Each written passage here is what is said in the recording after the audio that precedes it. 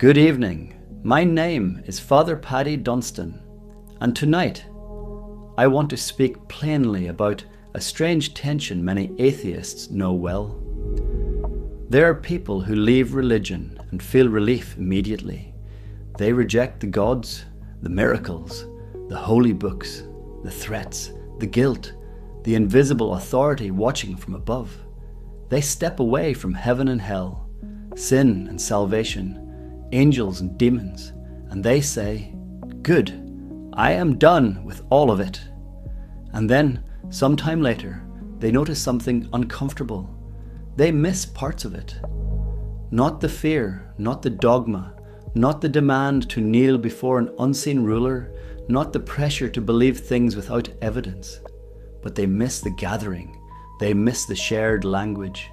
They miss the rituals that marked grief, joy, change, failure, and renewal. They miss singing with others, lighting candles, speaking vows, reflecting together, standing in a room where private life briefly becomes communal life. That is the contradiction at the heart of tonight's lecture.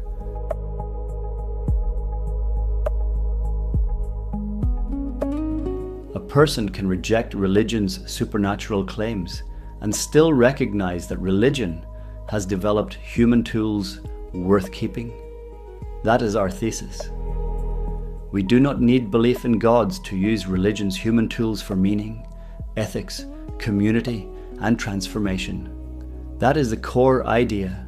Not belief without evidence, not obedience without consent, not heaven as a reward or hell as a threat, but religion without belief. The human architecture of religion reclaimed by people who do not bow to gods. Modern atheistic Satanism offers one possible answer to that need, not because it asks us to believe in Satan as a literal being. It does not. Not because it replaces one master with another, it should not, but because it understands something many secular spaces often miss. Human beings are not purely rational machines. We need symbols, we need ceremony, we need ethical language with emotional weight.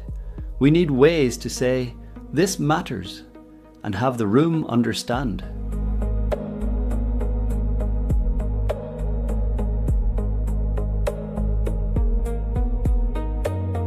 When people leave traditional religion, they often think the task is intellectual.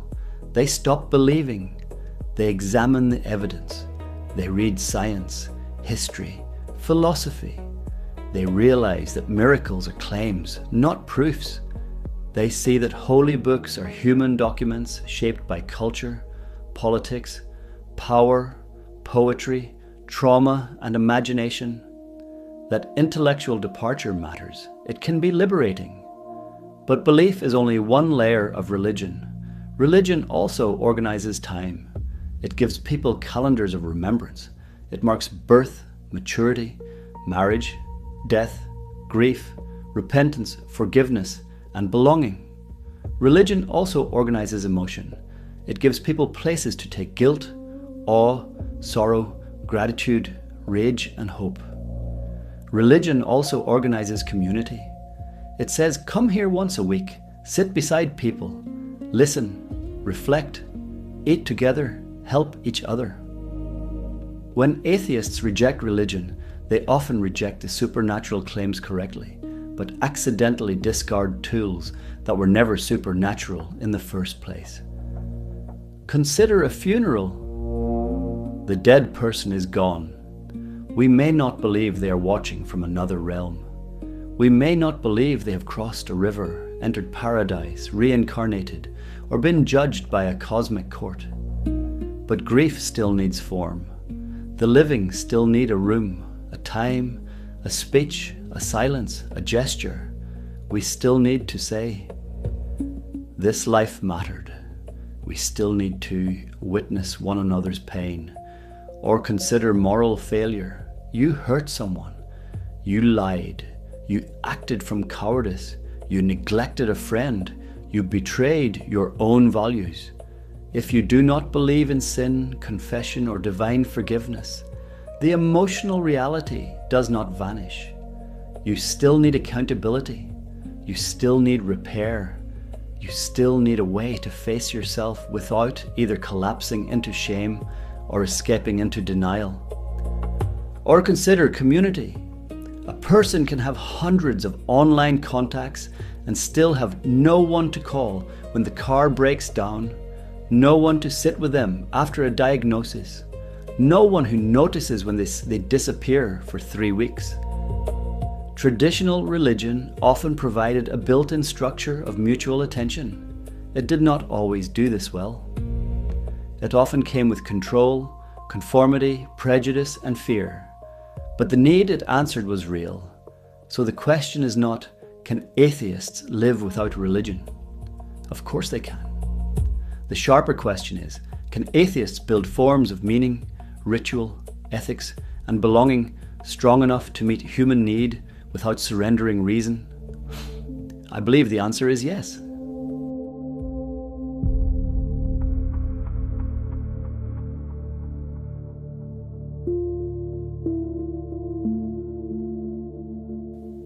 Many of us were taught that religion means belief first. Believe in God, believe in Scripture, believe in miracles, believe in the afterlife, believe in divine law, believe that morality comes from above and that human beings cannot be trusted without supervision. Under that model, religion is a chain of command. God rules, priests interpret, the faithful obey, doubt is weakness, disobedience is rebellion, desire is suspect, the body is dangerous, pride is sin, submission is virtue. This model trains people to outsource moral authority. Instead of asking, does this action reduce harm? People ask, is this permitted? Instead of asking, what kind of person am I becoming? They ask, am I being watched? Instead of asking, who benefits from this rule? They ask, who am I to question? That kind of religion does not merely offer comfort, it shapes posture. It teaches people when to stand, when to kneel, when to speak, when to silence themselves, when to distrust their own judgment. And when people leave it, they often carry the habits with them. They may stop believing in hell, but still live as though disagreement is dangerous. They may reject divine punishment, but still feel guilty for wanting freedom. They may abandon the church, but still search for some other institution, ideology, leader, or group to tell them exactly what to think. This is where atheistic Satanism becomes useful. Modern atheistic Satanism treats Satan not as a literal devil, but as a symbol, the adversary, the questioner, the rebel against arbitrary authority, the figure who refuses forced obedience. That symbol has power because many people need a clean break from the idea that obedience is the highest virtue. To say Satan in this context is not to worship evil, it is to reject the moral blackmail that calls independence evil. It is to say, I will not call submission holy merely because authority demands it. That matters. Because for many people, leaving religion is not only about rejecting supernatural claims, it is about reclaiming the right to think, to question, to dissent, to own the body, to name injustice, and to live without waiting for permission from heaven.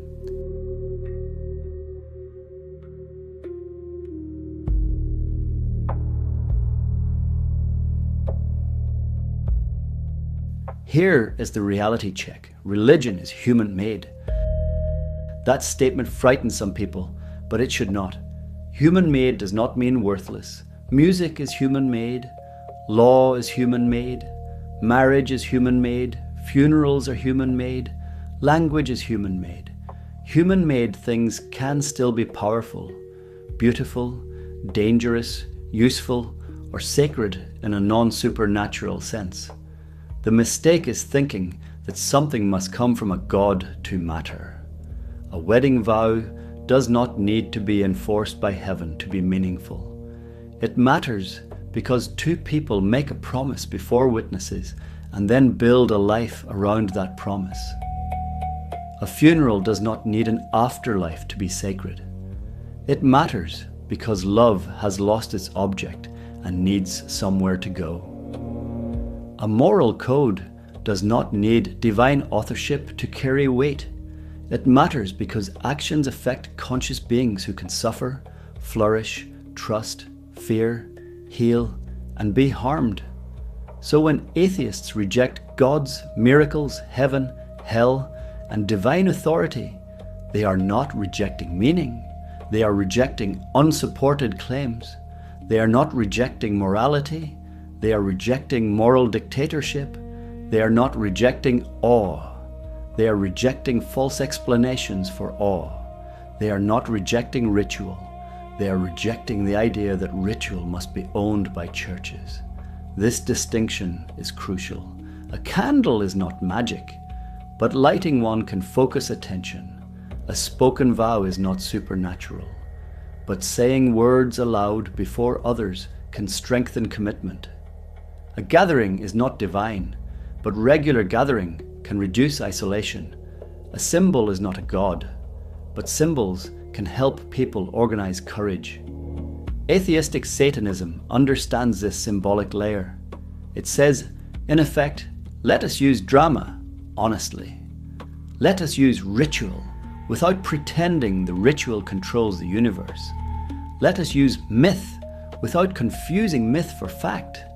Let us use the figure of Satan as a mirror for human liberation, rather than as a monster from somebody else's theology. This is religion without belief.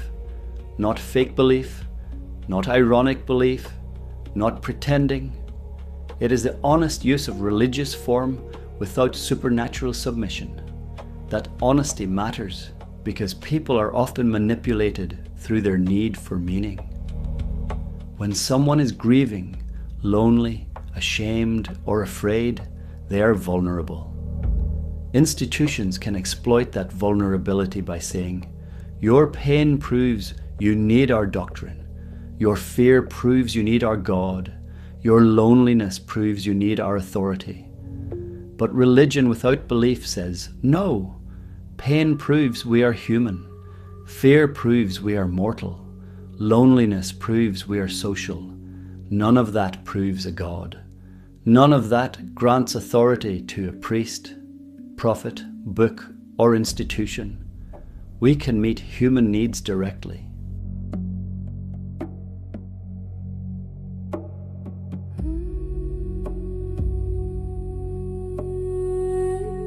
So what does this look like in practice? First, we could keep ritual, but make it honest. A ritual should not require false claims. It should not say, this candle sends power into the universe, unless we have good reasons to believe that. It can say, this candle marks my attention. For the next few minutes, I will stop running from this feeling. That is enough. You can create rituals for grief, recovery, anger, transition, and commitment. For example, after leaving a harmful relationship, someone might write down the lies they were taught about themselves and burn the paper safely. The fire does not erase trauma, but the act can mark a decision. I will no longer rehearse this person's judgment as though it were truth. After a failure, someone might stand before a trusted friend and say 3 things. What I did, whom it harmed, and what I will do next. No divine forgiveness required. No groveling, just accountability. After a major life change, a community might gather and speak aloud what is ending and what is beginning. No angels required, no prophecy required, just witnesses. Second, we can keep moral seriousness, but ground it in human consequences. A secular ethic should not be thin. It should not be merely do whatever you want. That is not freedom. That is laziness wearing a leather jacket. Freedom requires responsibility because other people are real. Your desires matter, but so do your effects. Your autonomy matters, but so does consent. Your anger may be justified, but your methods still matter. Your trauma may explain your behavior, but it does not automatically excuse the harm you cause. Modern atheistic Satanism, at its best, places the individual at the center of moral agency, not as a spoiled tyrant, not as a consumer of pleasures without limits, but as a self-respecting being who refuses domination and also refuses to dominate others. That means asking practical questions. Did I consent? Did they consent? Who is being harmed? Who is being controlled? Am I acting from courage, or am I hiding behind cruelty? Am I protecting my freedom, or merely defending my ego? These are better questions than, is this forbidden? They demand maturity. Third, we can keep community, but remove coercion. A healthy religious community without belief should not require intellectual surrender. It should not punish doubt. It should not demand uniformity. It should not make belonging conditional on pretending to be certain. Instead, it should practice voluntary association. People gather because gathering strengthens them. People serve because service matters. People reflect because unexamined life becomes mechanical. People celebrate because joy deserves witnesses. People mourn because grief should not be solitary confinement. This kind of community can include lectures, rituals, mutual aid, discussion, art, activism, shared meals, and ceremonies of transition. It can have ministers, but not unquestionable authorities. It can have symbols, but not idols. It can have values, but not dogma immune to criticism. This is where the satanic image becomes especially sharp. The adversary is not merely against something. The adversary asks, "By what right do you command me?" That question belongs in every healthy institution. Any community that claims to liberate people must be willing to be questioned by the people it serves.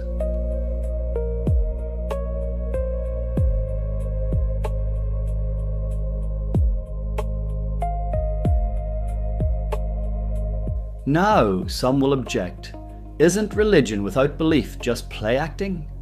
No, not if we are honest about what we're doing. A graduation ceremony is not play acting. A courtroom oath is not play acting. A wedding is not play acting. These are human ceremonies. Their power comes from shared attention, public commitment, and symbolic action. Religion without belief is similar. It does not claim the universe bends to our words. It claims that human beings are shaped by what we repeatedly honor, confess, reject, and practice. That is not superstition. That is psychology, culture, and discipline. Another objection. Why use satanic language at all? Why not just call it secular humanism? For some people, secular humanism is enough. It is clear, ethical, rational, and valuable. But for others, especially those wounded by authoritarian religion, neutral language does not reach the deeper wound. They do not only need a philosophy, they need reversal. They need to take the symbol once used to frighten them and transform it into a sign of courage. If you were taught that questioning made you wicked, then embracing the questioner can be healing. If you were taught that pride in your body, mind, or identity made you sinful, then claiming dignity becomes an act of repair. If you were taught that obedience was love, then refusal can become sacred in the human sense, set apart, serious, worthy of reverence. Satanic language is not necessary for everyone, but for some, it gives emotional force to intellectual freedom.